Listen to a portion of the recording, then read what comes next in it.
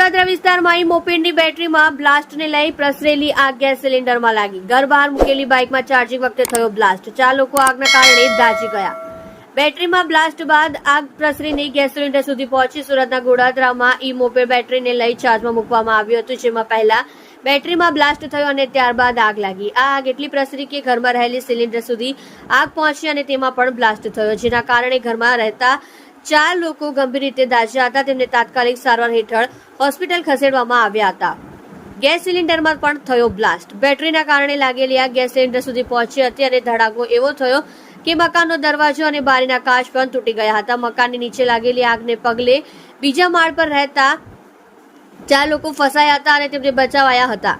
Fire વિભાગ પણ ઘટના સ્થળે પહોંચી ગયો હતો અને પોલીસે પણ તપાસ હાથ ધરી હતી। 5 લોકોનો પરિવાર દાઝ્યો, એકનું મોત।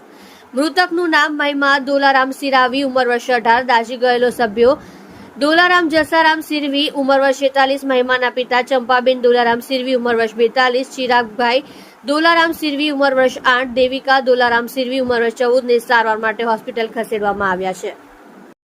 તમે જોઈ રહ્યા છો live India today news channel. Reporter મનોજભાઈ સાથે કેમેરામેન રમેશભાઈ જયસ્વાલની સાથે।